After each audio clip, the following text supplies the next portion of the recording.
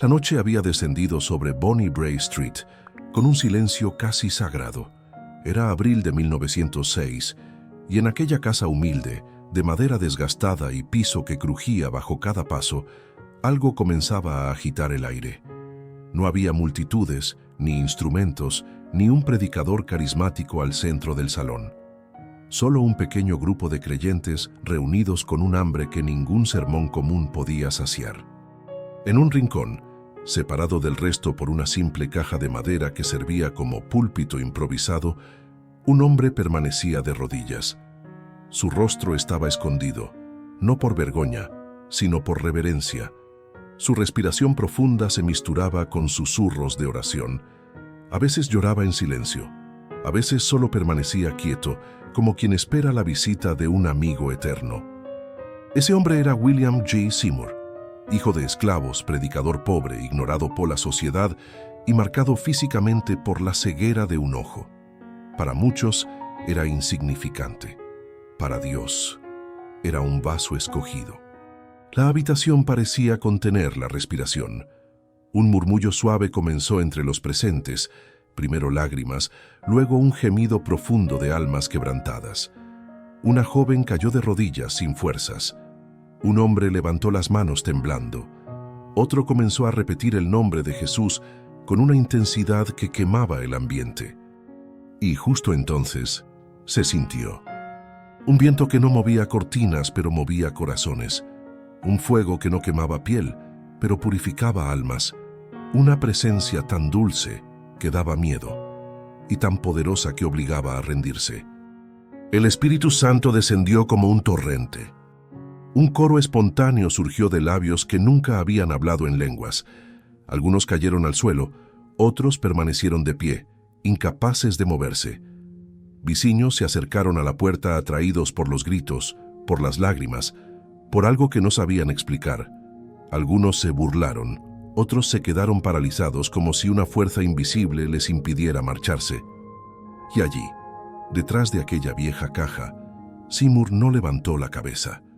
No buscó atención. No intentó controlar lo que ocurría. Simplemente siguió orando. Sabía que la gloria no pertenecía al hombre, sino al Dios que en ese instante estaba tocando el cielo y la tierra al mismo tiempo.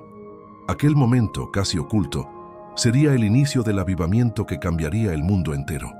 La Rúa Azusa aún no había comenzado, pero el fuego ya había descendido. Hermano, hermana, antes de continuar esta historia, si deseas compartir una petición de oración, déjala en los comentarios. Y si este canal bendice tu vida, suscríbete. Caminemos juntos hacia un nuevo avivamiento. William Joseph Seymour nació en 1870 en Centerville, Luisiana, apenas 5 años después del final oficial de la esclavitud en los Estados Unidos. Era hijo de exesclavos que habían trabajado bajo el látigo, el sol ardiente y la opresión brutal del sur. Creció en un país que hablaba de libertad, pero donde la libertad para un hombre negro era más un sueño que una realidad. Desde pequeño vio cosas que un niño nunca debería ver: hogares destruidos por el odio racial, iglesias negras quemadas en medio de la noche, hombres arrastrados por caballos como castigo por mirar donde no debían. Aún así, algo dentro de él ardía. Era pequeño, silencioso, tímido, pero tenía una llama que nada parecía apagar.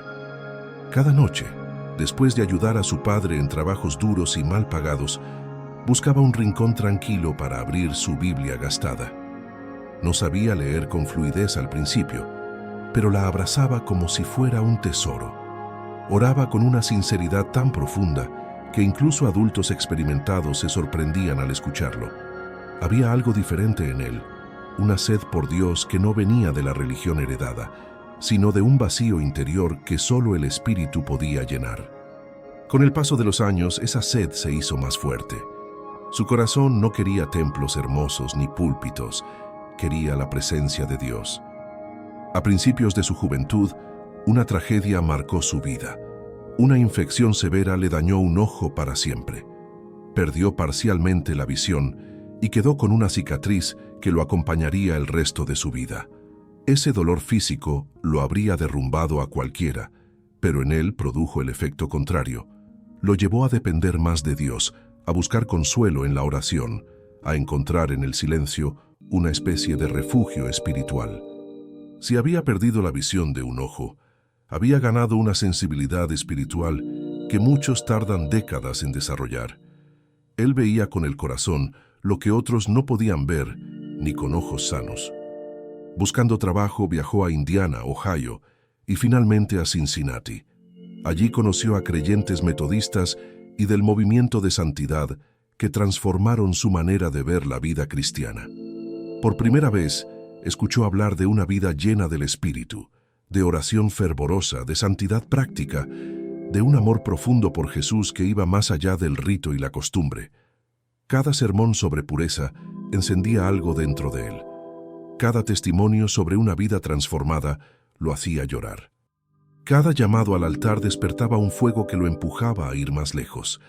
Era como si su alma escuchara una voz diciendo: «Hay más, ven y busca».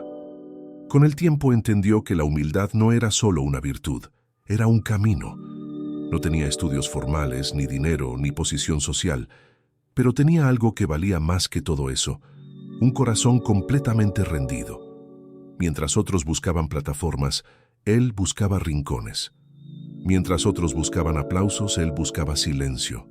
Mientras muchos querían ser vistos, él quería desaparecer para que Cristo brillara.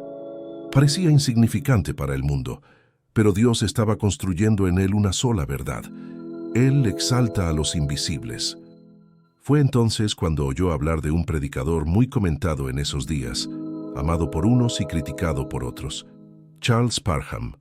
Sus mensajes sobre el bautismo en el Espíritu Santo, con evidencia de hablar en nuevas lenguas, estaban sacudiendo comunidades enteras. Seymour sintió una flecha en el corazón al escucharlo por primera vez. Su espíritu despertó con una convicción nueva, fuerte, irresistible. Supo, sin que nadie se lo dijera, que debía aprender más. Que ese mensaje no era un capricho doctrinal, sino una respuesta divina para su generación. Por eso viajó a Houston para estudiar bajo el liderazgo de Parham, aunque sabía que las leyes raciales de Estados Unidos no le permitirían entrar en el aula como los blancos. Mientras los estudiantes blancos se sentaban cómodamente, él tenía que permanecer fuera del salón, escuchando desde la puerta entreabierta. No protestó, no se quejó, no reclamó derechos. Se sentó en una silla vieja en el pasillo, con un cuaderno en el regazo, tomando notas con una pasión y una concentración que sorprendieron a todos. Su sed por Dios era más grande que cualquier humillación. Algunos se burlaban, otros lo ignoraban, pero Seymour no estaba allí para ser aceptado por hombres, estaba allí para recibir algo del cielo, y lo recibió. No el don de lenguas todavía, pero sí una convicción ardiente. El Espíritu Santo quería derramarse de nuevo con poder, como en el libro de los Hechos, y él, pobre, negro, sin prestigio, con un ojo ciego, sería parte de ese movimiento. Un día mientras oraba, sintió una carga espiritual tan fuerte que cayó de rodillas. Oró así: «Señor, si tu espíritu descendió en Pentecostés, si tocó a los moravos, si quebrantó a Finney, si ardió en Wesley, hazlo de nuevo en nuestra generación». Dios no respondió con una voz audible, pero respondió con un peso interior, un llamado que no lo dejaba dormir, una urgencia que no venía de emociones, sino del propio espíritu. En 1906, una iglesia pequeña en Los Ángeles lo invitó a predicar. Seymour viajó lleno de esperanza, pero al llegar lo rechazaron. Cerraron la puerta. Le dijeron que estaba confundido, equivocado, fuera de orden. Lo expulsaron del púlpito el mismo día que predicó su primer sermón. Para muchos habría sido el final. Para él, apenas el comienzo. Una familia humilde, los Asbury, lo invitó a orar en su casa en la calle Bonnie Bray. Aquel lugar estrecho, con piso de madera vieja y paredes simples, se convertiría en el útero de un avivamiento mundial. Cada noche, Seymour se arrodillaba detrás de una caja de madera, escondido, orando sin cansancio. No tenía multitudes, ni dinero, ni fama, pero tenía hambre de Dios. Y donde hay hambre, el cielo siempre responde. La casa de los Asbury en la calle Bonnie Bray número 214 parecía, por fuera, apenas otra vivienda humilde de Los Ángeles. Era pequeña, con pintura descascarada y un porche que crujía bajo cualquier peso. Pero por dentro, cada noche, algo comenzaba a crecer. Algo que no venía de la emoción humana ni de un tipo de espectáculo religioso. Seymour llegaba temprano, se arrodillaba detrás de la misma caja de madera, escondía el rostro y comenzaba a orar. No levantaba la voz, no imponía las manos, no intentaba impresionar. Solo buscaba a Dios con una persistencia que pocos eran capaces de sostener. Las primeras reuniones eran silenciosas, la Biblia abierta, un par de himnos murmurados, algunas oraciones tímidas, pero había un ambiente de expectativa, como si el cielo estuviera inclinándose lentamente hacia esa casa desconocida. Los asistentes se multiplicaban sin propaganda, sin folletos, sin anuncios.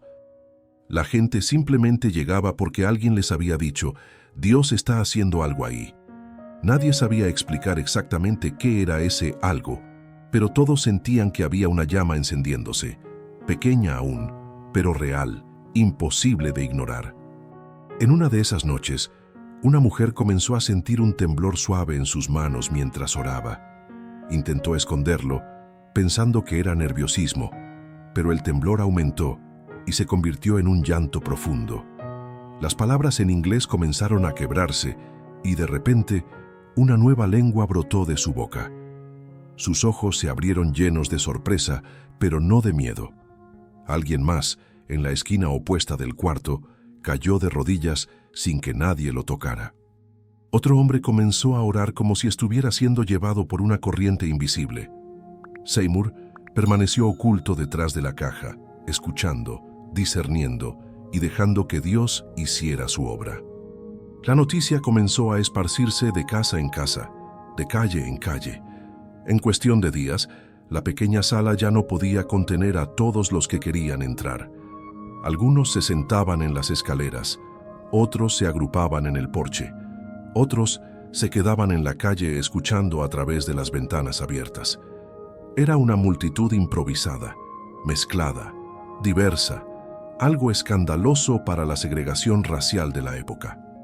Blancos, negros, hispanos, asiáticos, pobres, trabajadores, amas de casa, jóvenes, ancianos, todos juntos en un mismo lugar, algo que la sociedad de 1906 jamás habría permitido. Pero allí, bajo la presencia del Espíritu, las paredes sociales se desmoronaban. El ambiente espiritual se hacía tan intenso que algunos vecinos afirmaban escuchar cánticos, incluso cuando la reunión había terminado. Otros decían ver una luz inusual salir por las ventanas, aunque dentro solo hubiera lámparas de aceite. Personas que jamás habían asistido a una iglesia se acercaban llorando, diciendo sentir una fuerza que los impulsaba hacia aquella casa.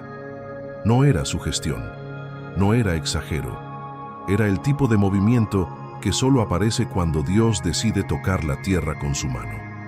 Una noche específica cambió todo. El grupo estaba en oración cuando un joven llamado Edward Lee, que había estado clamando por el bautismo en el Espíritu, comenzó a temblar. Su rostro se transformó en un gesto de asombro. De repente, un sonido nuevo brotó de su garganta, una lengua que no conocía. Cayó al suelo con suavidad, como si estuviera siendo sostenido por brazos invisibles. La sala se llenó de un silencio profundo, un silencio que no era vacío, sino pleno. Seymour levantó finalmente el rostro por primera vez en mucho tiempo. Viendo a Lee hablar en nuevas lenguas, lágrimas comenzaron a correr por su rostro. No era emoción común, era la certeza absoluta de que Dios había confirmado su palabra. Ese momento fue como una chispa cayendo en un bosque seco. Mujeres comenzaron a alabar al Señor. Hombres caían sobre sus rodillas. Algunos gritaban. Otros permanecían inmóviles, con el rostro bañado en lágrimas. La presencia de Dios parecía empujar el aire mismo, como si un viento invisible entrara por las paredes. La casa comenzó a temblar literalmente bajo el peso de las personas que subían al porche, al techo, a cada espacio posible para ver qué estaba pasando. Las noticias corrieron como fuego. Los periódicos locales comenzaron a mencionar reuniones extrañas en Bonnie Brae, describiendo personas hablando en lenguas, orando por horas, llorando, confesando pecados y abrazando unos a otros sin importar el color de la piel. Aquella casa no podía sostener más las multitudes. El piso del porche se hundió una noche debido al peso de los asistentes. Nadie salió herido, pero todos entendieron el mensaje. Dios quería un lugar mayor, y ese lugar sería la vieja misión abandonada en la Rua Azusa, un edificio sucio, oscuro, con olor a caballo y estructura deteriorada, que el Espíritu Santo estaba a punto de convertir en el epicentro de un avivamiento mundial. Mientras las personas recogían bancos, escobas y cajas para preparar el nuevo espacio, Seymour permanecía en silencio, observando. No era orgullo lo que sentía, era temor santo. Él sabía que lo que estaba ocurriendo no era obra humana, era algo que había orado durante años. Un mover de Dios que rompería barreras, cambiaría destinos y elevaría un clamor que alcanzaría el planeta. Y mientras otros preparaban la misión, él regresó al lugar donde todo comenzaba. Se arrodilló detrás de su caja de madera, escondió el rostro y continuó orando, porque Seymour sabía que el fuego no dependía de él. Dependía de aquel que siempre responde al corazón quebrantado. La vieja misión en la calle Azusa, número 312, era cualquier cosa menos impresionante. Era un edificio abandonado que alguna vez había sido una iglesia metodista y después un establo improvisado. El piso estaba manchado, la madera olía a humedad y a veces a caballo. Las ventanas estaban rotas o cubiertas con tablones y los pocos bancos disponibles eran solo cajas y tablas sostenidas por barriles. Pero cuando la gente entró por primera vez para la reunión inaugural, muchos sintieron algo que no podían explicar. Una presión suave en el pecho, como si el aire allí adentro tuviera más peso que en cualquier otro lugar de Los Ángeles. Seymour llegó temprano, como siempre.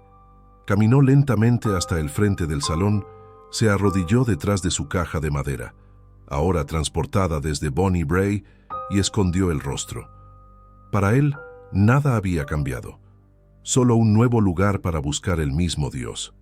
Mientras algunos barrían, otros colocaban bancos improvisados y otros repartían Biblias gastadas, la oración silenciosa de Seymour crecía como un río subterráneo que se prepara para romper la tierra. Al caer la tarde, las personas comenzaron a llegar. Algunos venían por curiosidad, otros por hambre espiritual, otros para burlarse y comprobar si aquellas historias eran exageros. Había hombres de traje y corbata, mujeres con vestidos simples, trabajadores recién salidos de sus labores, y también aquellos que vivían en la miseria y buscaban respuesta a un corazón roto. Algo escandaloso para la época llamó inmediatamente la atención. Blancos y negros sentados lado a lado, orando juntos, abrazándose, llorando, compartiendo el mismo banco improvisado. En 1906, eso no era solo inusual, era una provocación abierta a toda la estructura social estadounidense. Cuando los himnos comenzaron, no había un gran coro, no había orquesta, no había instrumentos afinados, había tambores viejos, palmas y voces que subían como incienso. Una mujer inició un canto suave. Hay poder, poder, sin igual poder. Pronto, otros se unieron. Las voces eran imperfectas, pero la atmósfera era perfecta. Mientras cantaban, algunos lloraban, otros cerraban los ojos como si vieran algo que los demás no podían ver. Había un fuego suave, creciente, invisible, pero real. La oración se intensificó. Un hombre pidió perdón públicamente por años de odio racial. Una mujer confesó un pecado oculto que llevaba cargando durante décadas. Un joven cayó de rodillas sin que nadie lo tocara. Era como si la sala se hubiera convertido en un altar vivo y cada corazón fuera un sacrificio entregado a Dios. Entonces ocurrió. Mientras un grupo oraba con fervor, una joven llamada Jenny Moore comenzó a temblar. De sus labios salió un gemido profundo que rápidamente se transformó en palabras desconocidas, fluidas, llenas de una cadencia que no era humana. Algunos se apartaron, sorprendidos. Otros se cubrieron el rostro, pero Seymour, aún con la cara escondida detrás de la caja, reconoció lo que estaba sucediendo. Era el mismo derramamiento que había comenzado en Bonnie Brae, ahora multiplicado, ahora más fuerte, ahora imposible de detener. Las lenguas se extendieron por la sala como un fuego que encuentra madera seca. Un joven comenzó a hablar en una lengua que un visitante escocés afirmó reconocer como dialecto de su tierra natal. Otro hombre oró por un enfermo que comenzó a sentir calor en el cuerpo y, sin saber cómo, se levantó de una dolencia que lo había acompañado por años. Una mujer cayó al suelo, no como quien pierde el control, sino como quien es abrazado por una fuerza de amor indescriptible. Los más escépticos intentaban explicar lo que veían, pero no podían. No había lógica que alcanzara. Las reuniones comenzaron a prolongarse por horas. Algunas noches duraban hasta el amanecer. En una ocasión, testigos afirmaron que una nube blanca, una especie de niebla luminosa, llenó el salón desde el piso hasta el techo. Algunos la vieron, otros apenas sintieron su presencia. Pero todos, absolutamente todos, percibieron que estaban respirando un aire distinto, casi palpable. Los periódicos de Los Ángeles comenzaron a publicar reportajes. Algunos, con tono crítico, hablaban de fanatismo, otros se burlaban. Reuniones excéntricas en la calle Azusa. Pero incluso quienes ridiculizaban lo que ocurría no podían negar que la ciudad entera hablaba de aquello. Se decía que personas caían bajo el poder de Dios incluso antes de entrar al edificio. Otros afirmaban escuchar coros celestiales cuando pasaban frente a la misión a medianoche. Visitantes de diferentes estados y países llegaban para ver con sus propios ojos lo que estaba pasando. Y Seymour, en medio de todo ese movimiento, permanecía fiel a su postura inicial.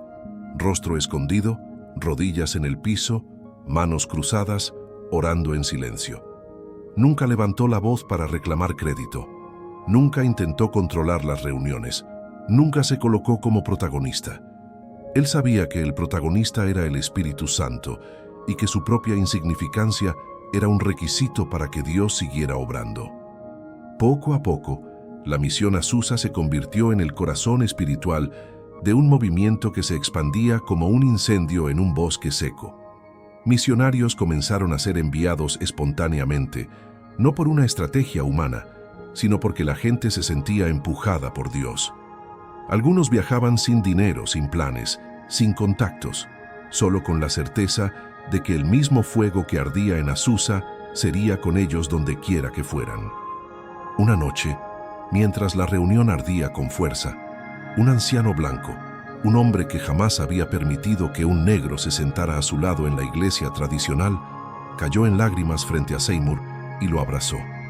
Su sobriedad racial se quebró en un instante. Dijo: «Hermano, perdóname. Yo no sabía que Dios podía usar a un hombre como tú para enseñarme a amar». Y mientras lo decía, los ojos de Seymour también se llenaron de lágrimas, no de orgullo, sino de rendición. La misión Azusa no era un lugar bonito. No tenía un templo elegante, ni bancos de madera tallada, ni vitrales coloridos. Pero cada noche, ese espacio inhóspito se convertía en una catedral viva donde el cielo tocaba la tierra, y la tierra temblaba. Las noches en la misión Azusa se volvieron indescriptibles. No había reloj que marcara el final. No había programa ni estructura. Nadie sabía exactamente cuándo empezaba una reunión o cuándo terminaba. Las personas llegaban a cualquier hora, al amanecer, al mediodía, a media tarde, después del trabajo, en plena noche. Y siempre, sin excepción, encontraban a alguien orando, cantando, llorando, confesando, siendo tocado por el Espíritu. El edificio estaba vivo, vibraba, respiraba. Era como si Dios hubiera decidido habitar allí con una intensidad que la mayoría jamás había experimentado. En un día común, la sala se llenaba y vaciaba 2, 3, 4 veces. Algunos entraban apenas unos segundos y caían de rodillas sin entender por qué. Otros pasaban por la calle rumbo a sus actividades y se detenían, tomados por una fuerza invisible, como dirían después en los periódicos. Personas que iban a burlarse terminaban llorando. Gente que solo quería mirar de lejos era alcanzada por un quebrantamiento profundo. La atmósfera era tan tangible que muchos describían sentir electricidad en el aire, algo que no venía de cables ni lámparas, sino del propio Espíritu de Dios. A veces, la reunión se volvía tan intensa que nadie podía permanecer de pie. Se escuchaban sollozos, risas de alegría pura, oraciones entrecortadas, testimonios espontáneos y un coro improvisado que se elevaba sin un líder visible. Hombres que nunca habían cantado entonaban himnos con una pasión cruda. Mujeres que habían sufrido rechazo durante toda la vida alzaban las manos libres del peso de la vergüenza. Personas sin educación formal hablaban pasajes bíblicos con claridad sobrenatural. No era emoción barata, era transformación real. Un visitante de Nueva York escribió en su diario: «Entré como un crítico, salgo como un hombre quebrantado. Dios está aquí». Un periodista cínico describió en un artículo que la atmósfera parece cargada de algo invisible que oprime, despierta, sacude y al mismo tiempo consuela. Incluso quienes intentaban ridiculizar el movimiento no podían negar que estaban presenciando algo que escapaba a la lógica. En medio de todo ese movimiento, Seymour seguía fiel a su postura de rodillas, rostro oculto. A veces pasaba horas sin pronunciar una palabra, pero su silencio tenía peso. Muchos decían que, cuando él finalmente se levantaba o abría la Biblia, el ambiente cambiaba. No porque Seymour fuera el foco, sino porque vivía en una rendición tan profunda que cuando hablaba, parecía que el cielo hablaba junto con él. Sus sermones eran simples, sin florituras, sin teología complicada. Hablaba de Jesús, de santidad, de la cruz, del amor de Dios, del arrepentimiento y del poder del Espíritu Santo, y cada palabra penetraba en los corazones como flechas encendidas. A veces, durante el culto, niños que apenas sabían leer recitaban pasajes bíblicos con autoridad. Ancianos que habían perdido la fe hace décadas volvían a creer. Jóvenes que jamás habían mostrado interés por la iglesia se convertían en ardientes oradores. Hombres violentos dejaban el alcohol en una sola noche. Familias destruidas se reconciliaban en medio de lágrimas. Y todo eso sin campañas, sin estrategias humanas, sin manipulación. Solo el Espíritu obrando. Algunos testigos afirmaban ver luces brillantes sobre el techo. Otros hablaban de una neblina dentro del salón que resplandecía suavemente. Se decía que, en ocasiones, las personas podían oír algo como trompetas suaves o coros invisibles. Si eran fenómenos sobrenaturales o percepciones espirituales, nadie sabía. Lo único seguro era que todos salían transformados. La misión Azusa se volvió un imán para quienes buscaban a Dios y también para quienes huían de Él. Y curiosamente, todos terminaban encontrándose con la misma presencia que estremecía el edificio. Misionarios comenzaron a surgir espontáneamente. Personas que jamás habían viajado fuera de su estado sentían un impulso irresistible de ir a predicar a otros países. Hombres y mujeres sin recursos tomaban un tren o un barco confiando en que Dios proveería. Y proveía. En pocas semanas, testimonios comenzaron a llegar desde México, Canadá, Escandinavia, India, África Occidental y varios puntos de Europa. Parecía imposible, pero era real. Fuego encendiendo fuego, llama tocando llama, corazones siendo impulsados por un mismo soplo divino. En cierto momento, la misión se volvió tan concurrida que la policía comenzó a vigilar la zona por el caos del tránsito. Carros, carretas, transeúntes, todos intentando acercarse al edificio. Algunos se quedaban toda la noche afuera, esperando una oportunidad para entrar. Otros simplemente se arrodillaban en la calle, incapaces de esperar más. Había noches en que la reunión parecía suspendida entre el cielo y la tierra. Personas de diferentes razas se abrazaban llorando. Pastores tradicionales, teólogos, mendigos, prostitutas, trabajadores ferroviarios, inmigrantes europeos, campesinos del sur, todos mezclados en un mismo mover. La segregación racial era una ley, pero dentro de Azusa, esa ley moría. Allí, los muros no duraban ni un segundo frente a la presencia de Dios.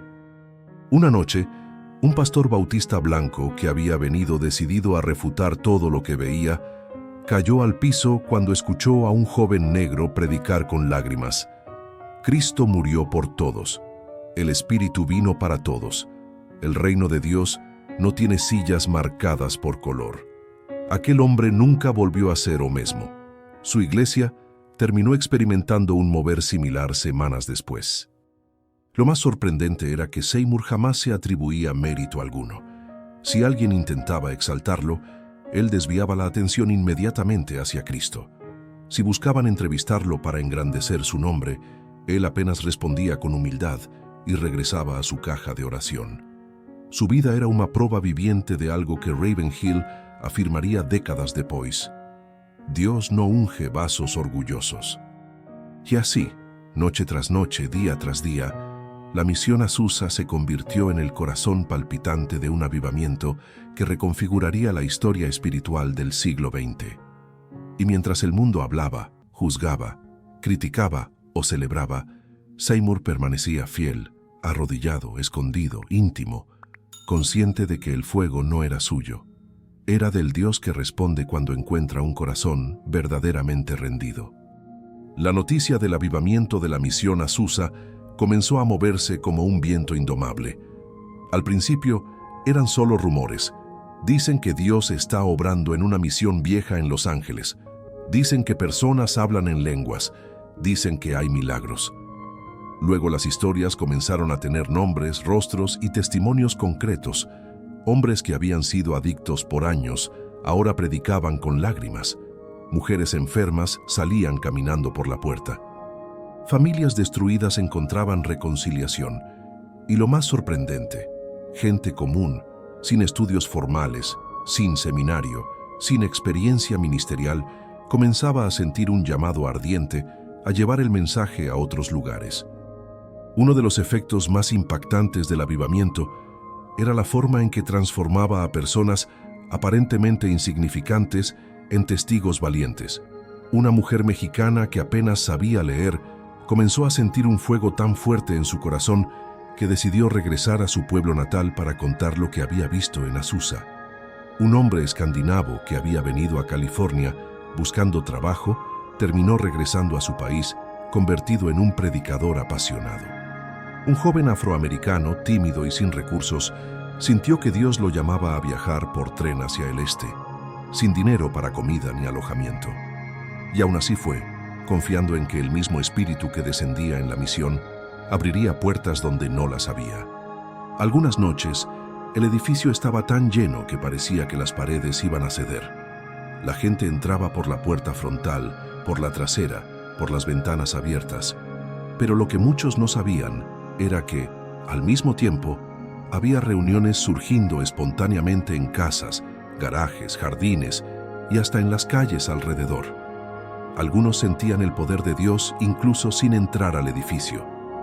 Había testimonios de personas que caían de rodillas apenas al pisar la acera de la calle Azusa, como si el Espíritu les hubiera salido al encuentro antes de cruzar el umbral. En una noche particularmente intensa, un visitante de Chicago, profundamente conmovido por el ambiente, escribió: "No sé qué está pasando aquí. No sé cómo explicarlo, pero siento como si el cielo estuviera más cerca de la tierra en este lugar". Un predicador metodista, que había venido decidido a desmentir todo el movimiento, terminó llorando a los pies de Seymour y suplicando ser lleno del Espíritu. Un periodista ateo afirmó sentir una presencia que negaría si pudiera, pero que me ha tocado más que todas mis conclusiones racionales. La sencillez de las reuniones contrastaba con su impacto. Las personas no venían por una atmósfera elaborada, porque no la había. No había luces, ni música moderna, ni un programa emocionante. Lo que había era un ambiente crudo de búsqueda, arrepentimiento, adoración sincera y entrega total. Y Dios respondía, cada noche, sin falta. como si el cielo hubiera decidido abrir una ventana permanente sobre aquella misión polvorienta. Los testimonios de lenguas se multiplicaban. Algunos hablaban idiomas que nunca habían estudiado. Otros describían sentir un fuego que corría desde el pecho hasta las manos. Una mujer que había perdido la voz por una enfermedad recuperó el habla instantáneamente en medio de un canto. Personas comenzaron a escribir cartas contando lo que habían vivido. Esas cartas fueron enviadas a familias, iglesias, amigos, pastores y conocidos en otros estados. Y esas cartas se multiplicaron en cientos, luego en miles. Era común ver a Seymour de rodillas durante horas, escondido detrás de su caja de oración. A veces, mientras la sala entera ardía con alabanzas, él permanecía en silencio, respirando lentamente, con lágrimas cayendo desde el borde de su rostro oculto. Lo que él sentía en esas horas no lo compartía con nadie. Era un diálogo secreto entre él y Dios. Pero quienes lo observaban decían que cuando Seymour levantaba la cabeza y abría los ojos, parecía que había visto algo que la mayoría de la gente nunca había visto. Uno de los momentos más poderosos del avivamiento ocurrió cuando un misionero de la India llegó a Azusa buscando un toque fresco del espíritu. Había escuchado rumores sobre el movimiento, pero no los creía. Sin embargo, cuando entró al edificio, sintió como si una ola de calor espiritual lo envolviera. Cayó al suelo y comenzó a llorar con un gemido que parecía venir de lo más profundo de su alma. Al levantarse, minutos después dijo: «Ahora entiendo. Esto no es un fenómeno americano. Es el mismo espíritu que se movió en Jerusalén». Aquel hombre regresó a su país y se convirtió en uno de los principales portadores del avivamiento en Asia. Mientras tanto, en Azusa, la diversidad racial continuaba escandalizando a los tradicionalistas. Ver a blancos, negros, latinos y asiáticos orando juntos, imponiéndose manos mutuamente, abrazándose y sirviéndose unos a otros, era algo que ni las iglesias más progresistas habían imaginado. La misión Azusa se convirtió en una especie de anticipo del cielo, donde las barreras humanas simplemente no podían resistir el peso de la presencia de Dios. Las noches también estaban llenas de conflictos espirituales intensos. Personas oprimidas por pensamientos oscuros salían libres. Hombres que cargaban años de culpa confesaban pecados secretos y encontraban paz. Mujeres que habían sido heridas por abusos o humillaciones lloraban en brazos de desconocidos que las trataban como hermanas en Cristo. El Espíritu trabajaba no solo en lo visible, sino también en lo profundo, en lugares del alma que ningún terapeuta o consejero podía alcanzar. Un día, mientras Seymour predicaba sobre la santidad, un hombre comenzó a gritar desesperadamente, confesando haber vivido una vida doble por años. Su esposa presente se quebró en lágrimas. En lugar de juicio, todos se acercaron, lo abrazaron, oraron por él y lo acompañaron hacia una restauración genuina. Fue un momento tenso, doloroso y hermoso, porque Azusa no era un espectáculo, era un hospital del alma. El avivamiento ya no era solo un acontecimiento local, se estaba convirtiendo en un movimiento global, y aunque Seymour sabía que su nombre comenzaba a aparecer en periódicos de otros países, él seguía indiferente al prestigio. Lo único que pedía era que Dios mantuviera el fuego ardiendo. Esa era su oración diaria, su clamor constante, su carga secreta. Y mientras el mundo observaba, juzgaba o celebraba, la misión Azusa seguía siendo lo que siempre había sido, una explosión del espíritu en un lugar improbable, a través de personas improbables para cumplir un propósito eterno. A medida que la fama de la misión Azusa se expandía, también lo hacían las críticas. Lo que para muchos era un derramamiento del Espíritu Santo, para otros era desorden, fanatismo, exageración emocional o incluso locura religiosa. Los periódicos publicaban titulares burlones: el extraño balbuceo de la misión negra, reuniones salvajes en Azusa, frenesí religioso causa caos en Los Ángeles. Las descripciones eran sensacionalistas, algunas crueles, otras abiertamente racistas. Aquello no sorprendía a Seymour, pero sí lo entristecía. No por él, sino por la distorsión del testimonio del espíritu. No era solo la prensa. Pastores tradicionales, líderes denominacionales y teólogos locales comenzaron a visitar la misión con intenciones variadas. Algunos llegaban sinceramente buscando discernir. Otros llegaban con una actitud desafiante, dispuestos a desmontar lo que consideraban una amenaza para la orden litúrgica. Un pastor afirmó desde su púlpito que la calle Azusa era el hogar de demonios disfrazados de religiosidad. Otro dijo que el mover era la emoción del pueblo negro que no sabe contenerse. Las críticas dolían, pero no apagaban el fuego. De hecho, parecía que cuanto más atacaban el movimiento, más fuerte se volvía la presencia de Dios en aquella vieja misión. Dentro de la misión también surgieron desafíos. No todos los que llegaban lo hacían con humildad. Algunos buscaban protagonismo, otros querían controlar las reuniones. Un predicador visitante trató de imponer su propio estilo, hablando con arrogancia y criticando a quienes lloraban o se quebrantaban. Esa noche, la atmósfera se tornó pesada, el fuego pareció disminuir, y Seymour percibió inmediatamente que algo había cambiado. Sin levantar la voz, sin humillar al visitante, simplemente se arrodilló detrás de su caja de oración. En cuestión de minutos, la atmósfera volvió a cambiar. La humildad restauró lo que la soberbia había intentado deshacer. Ese episodio ilustró una de las convicciones más profundas de Seymour. El Espíritu Santo no habita donde el orgullo gobierna.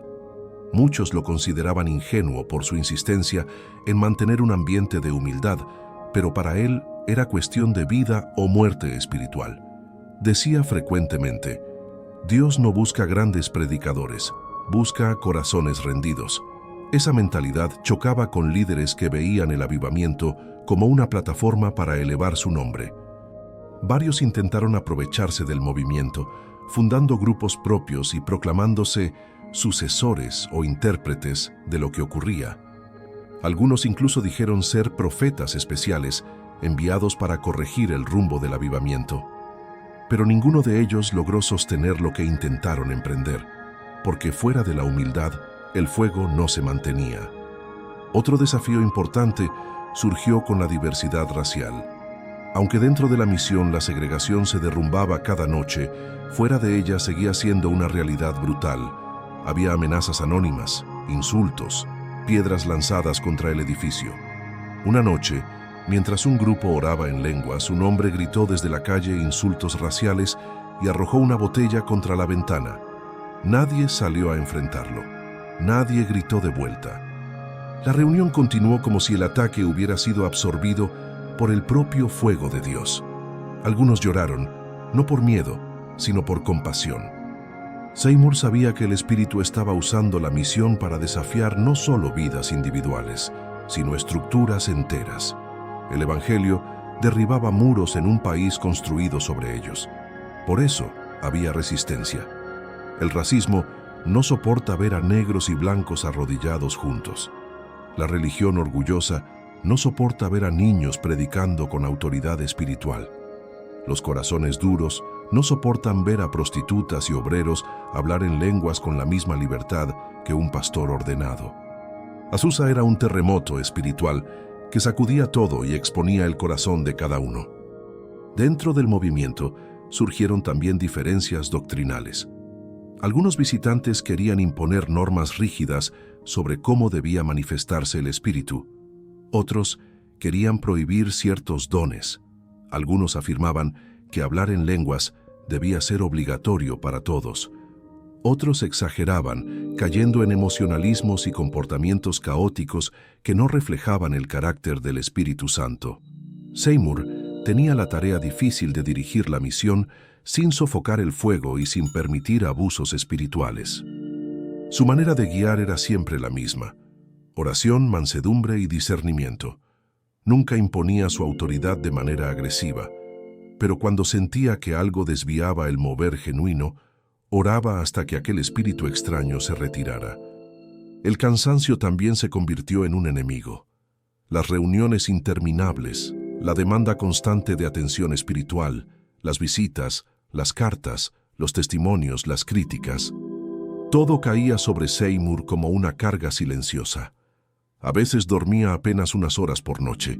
Había días en que su cuerpo temblaba de agotamiento, pero cada vez que se arrodillaba detrás de su caja de oración, encontraba una fuerza inexplicable.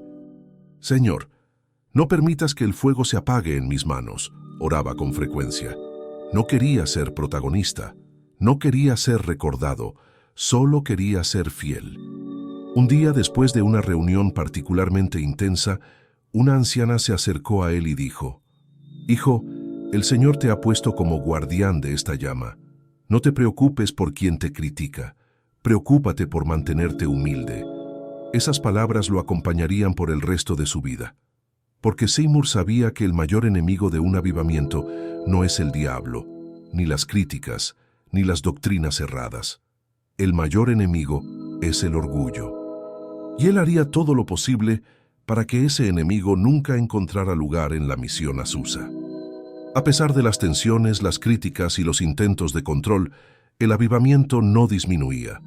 Al contrario, parecía que cada ataque espiritual solo hacía que la llama ardiera más fuerte, porque la fuente no era humana, no era una emoción colectiva, no era un líder carismático. Era el mismo Espíritu Santo visitando un lugar que había aprendido a mantenerse humilde. Y mientras las batallas se intensificaban, algo extraordinario estaba a punto de suceder. El avivamiento comenzaría a dividirse, no para destruirse, sino para multiplicarse, como brasas encendidas que, al separarse, encienden nuevos fuegos en nuevas tierras. La misión Azusa se había convertido en un volcán espiritual. Cada día llegaban más personas.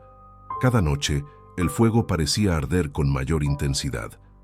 Pero lo que pocos imaginaban era que Dios no estaba construyendo un movimiento para quedarse en un solo lugar. El plan divino siempre había sido mucho más grande que un edificio en la calle 312. El Espíritu estaba preparando a hombres y mujeres para llevar el avivamiento a los confines de la tierra. El primer indicio de esto fue la llegada de visitantes de otros estados. Personas de Chicago, Texas, Luisiana, Ohio, Nueva York y Kansas venían no solo para observar, sino para experimentar. Y cuando regresaban a sus tierras, no volvían iguales. Llevaban consigo una carga espiritual irresistible, una convicción ardiente de que lo que habían visto en Azusa no era un fenómeno local, sino una corriente celestial destinada a fluir hacia cada lugar donde hubiera corazones sedientos. Uno de los primeros en llevar el fuego a otro estado fue un joven llamado Gastón Barnabas Cashwell, un metodista del sur profundamente tocado por lo que vio en la misión. Había llegado escéptico, con dudas, con reservas teológicas. Pero al entrar en la sala, una noche en la que el ambiente parecía tan denso que casi se podía ver, fue alcanzado por un quebrantamiento que él mismo describió como una luz que penetró hasta los huesos. Salió de Azusa bautizado en el Espíritu y regresó a Carolina del Norte, convertido en un predicador ardiente. Sus reuniones comenzaron en una pequeña iglesia, pero pronto tuvieron que trasladarse a un local mayor, y allí centenas fueron llenas del Espíritu. Lo que había comenzado en Los Ángeles estaba ahora ardiendo en el este del país. Otro visitante, un inmigrante noruego, regresó a su tierra natal con un testimonio que encendió iglesias enteras en Escandinavia. Su relato sobre la humildad de Seymour, sobre las noches interminables de oración, sobre la presencia suave y poderosa del Espíritu, se esparció entre los creyentes noruegos y suecos como una brisa fresca después de un largo invierno espiritual.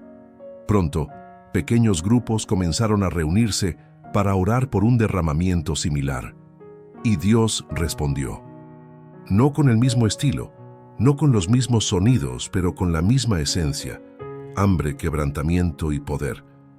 Mientras tanto, en la India, el misionero que había experimentado el bautismo en el Espíritu en Azusa regresó a su comunidad con una convicción renovada. Su predicación ganó una fuerza inesperada. Personas comenzaron a llorar en los cultos, a confesar pecados, a experimentar visiones y sueños. No se trataba de copiar a Azusa, se trataba del mismo espíritu actuando según las necesidades de cada lugar. El avivamiento comenzó a romper barreras culturales y religiosas que parecían impenetrables. En África Occidental, una mujer que había visitado a Azusa volvió con un fuego tan intenso que los pastores locales no sabían cómo explicarlo. Ella hablaba con una autoridad que no había tenido antes, oraba con una fe que sorprendía incluso a quienes la conocían y compartía sobre la obra del Espíritu con una pasión que contagiaba. Su testimonio encendió a una generación de líderes africanos que más tarde se convertirían en pilares del pentecostalismo en el continente. En México, la mujer que había regresado después de experimentar el avivamiento en Los Ángeles comenzó a reunir a vecinos en su casa. No sabía predicar, no sabía cantar, pero sabía orar. Y esa oración, impregnada del Espíritu, abrió puertas. Personas comenzaron a llegar, algunas enfermas, otras desanimadas, otras con problemas familiares. En cuestión de semanas, su hogar se convirtió en un pequeño centro de avivamiento. Y de allí surgieron congregaciones que serían fundamentales para el crecimiento del movimiento pentecostal mexicano décadas más tarde. En Los Ángeles, mientras tanto, el movimiento continuaba enviando personas sin que nadie las comisionara oficialmente. No había un comité, no había un programa misionero, no había un presupuesto. Había apenas personas que, impulsadas por Dios, se levantaban y decían, «Debo ir». Y Seymour, en su humildad característica, nunca intentó retener a nadie. Su visión no era construir un imperio espiritual. Su visión era obedecer al Espíritu. Si alguien sentía el llamado a otro país, él solo imponía las manos sobre esa persona, oraba con lágrimas y decía, «El Señor irá contigo». Algunos fueron a lugares donde no sabían el idioma. Otros viajaron sin dinero suficiente ni contactos. Hubo quienes tomaron barcos hacia tierras lejanas, confiando únicamente en que Dios abriría puertas. Y abrió.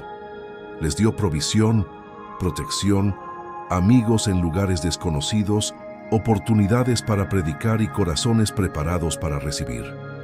A medida que los testimonios llegaban de vuelta a Azusa, la misión celebraba con gratitud. No celebraban números, ni iglesias, ni estructuras. Celebraban almas transformadas, hogares restaurados, enfermos sanados, comunidades impactadas. Era como si una sola chispa hubiera encendido un mapa entero. El mundo estaba siendo tocado por una llama que había comenzado en un lugar tan improbable como una misión abandonada, guiada por un hombre humilde, con un ojo ciego y una fe que veía más lejos que todos. Los más estudiosos comenzarían años después a catalogar ese movimiento como el inicio del pentecostalismo moderno. Pero en aquel momento nadie pensaba en etiquetas. Nadie imaginaba el tamaño del impacto. Nadie estaba consciente de que estaban viviendo un capítulo que sería estudiado durante generaciones. Para ellos todo era simple. Dios estaba moviéndose y ellos eran apenas testigos asombrados del poder del Espíritu Santo. Y mientras los fuegos se multiplicaban en otras naciones, Seymour continuaba fiel, orando detrás de su caja de madera, escondido, sin buscar reconocimiento. Él no era el centro del avivamiento.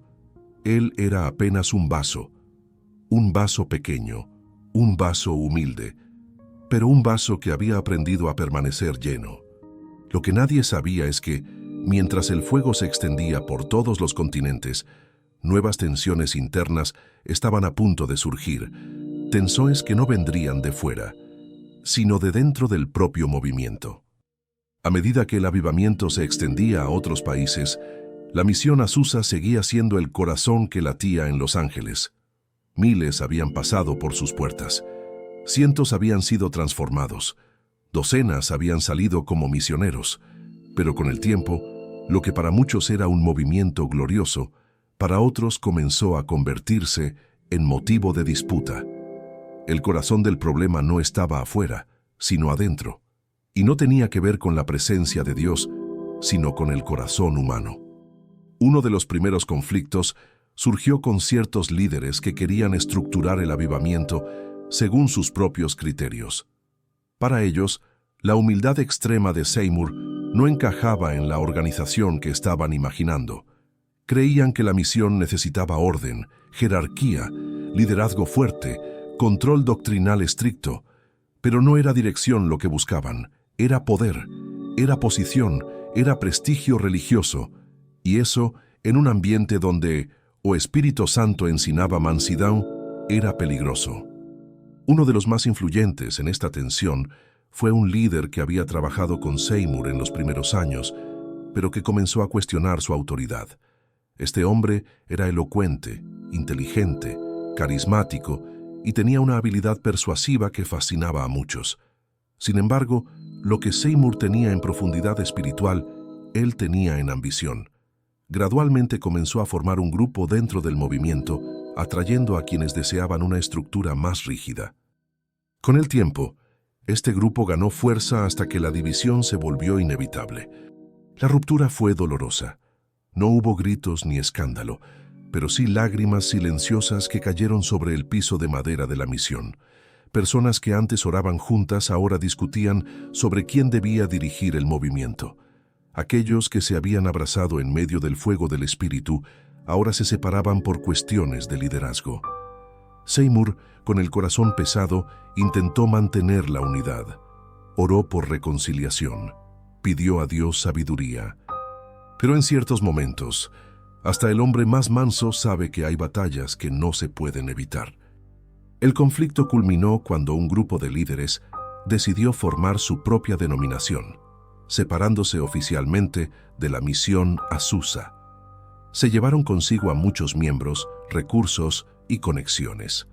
Algunos incluso intentaron desprestigiar a Seymour, afirmando que él había perdido la visión original o que su liderazgo era insuficiente. Pero Seymour no respondió con dureza. Sufrió en silencio. No por perder gente, sino por ver cómo el orgullo destructivo comenzaba a contaminar lo que Dios había iniciado en humildad. Pese a la división, la misión Azusa continuó funcionando. El movimiento no murió, pero su ritmo comenzó a cambiar. El avivamiento no era menos real, pero las oleadas de visitantes ya no eran tan intensas como al principio. Muchos de los que habían experimentado el fuego ahora estaban en otras ciudades, otros países, otras misiones. Azusa ya no era el único epicentro, y eso, paradójicamente, era parte del plan de Dios. La llama necesitaba multiplicarse, no concentrarse. Mientras muchos líderes buscaban reconocimiento, Seymour seguía fiel al llamado original. Continuaba arrodillado detrás de su caja de oración, escondido, humilde, silencioso. No estaba interesado en debates teológicos ni en luchas de poder. Su único deseo era que el Espíritu de Dios siguiera transformando vidas, pero aún así no pudo evitar sentir tristeza. La división lo marcó profundamente, no porque temiera perder influencia, él nunca la quiso, sino porque entendía, como Ravenhill diría décadas más tarde, que los avivamientos no mueren por falta de fuego, sino por falta de quebrantamiento. En esos años finales del movimiento centralizado en Azusa, algo hermoso continuó sucediendo. Nuevos grupos de oración comenzaron a formarse alrededor de la misión. Personas que no estaban interesadas en disputas se reunían en casas para buscar a Dios con lágrimas. Hombres que habían sido alcohólicos ahora eran líderes de pequeñas reuniones llenas del Espíritu. Mujeres que habían sido rechazadas por sus iglesias anteriores ahora enseñaban la Biblia con una autoridad que solo Dios puede dar. El avivamiento no había terminado, simplemente había cambiado de forma. Seymour comenzó a escribir cartas y artículos, compartiendo su visión con aquellos que habían sido enviados a otros lugares. Nunca reclamó para sí el título de fundador del movimiento pentecostal. Prefería llamarse siervo. Su esposa, Jenny, se convirtió en una compañera espiritual leal, ayudando a sostener la misión en momentos difíciles. Ambos pasaban horas orando por las naciones, por las iglesias y por aquellos que habían salido de Azusa. No había resentimiento en sus corazones, aunque hubiera motivos humanos para tenerlo. había apenas entrega. A pesar de las tensiones internas, el legado de Azusa já estava assegurado. O que Deus havia começado na humildade não podia ser destruído pelo orgulho humano. Igrejas pentecostais começaram a surgir por toda a América. Missionários retornaram com testemunhos poderosos a países distantes. O fogo se multiplicou em comunidades pobres, em grandes cidades, em vilas remotas. O Espírito Santo havia encontrado um canal, e esse canal havia se tornado córregos, rios e, finalmente, um oceano de avivamento. En los últimos años de su vida, Seymour ya no veía multitudes en la misión como antes, pero veía algo más importante: semillas, semillas vivas, espirituales, eternas. Sabía que cada misionero enviado, cada hogar transformado, cada iglesia avivada, era parte de una cosecha que él jamás vería completa en esta tierra. No necesitaba verla, le bastaba saber que Dios estaba obrando. Cuando Seymour caminaba por la calle al anochecer, algunas personas lo reconocían y lo saludaban con respeto. Pero él no consideraba aquello como honra. Decía: si me ves, no veas un hombre, ve lo que Dios puede hacer con alguien pequeño. Y así vivió hasta el final, pequeño a los ojos del mundo, grande a los ojos del cielo. El avivamiento de Azusa no terminó con él. Nunca terminó. Apenas cambió de manos, de voces, de acentos, de culturas. El fuego se volvió global.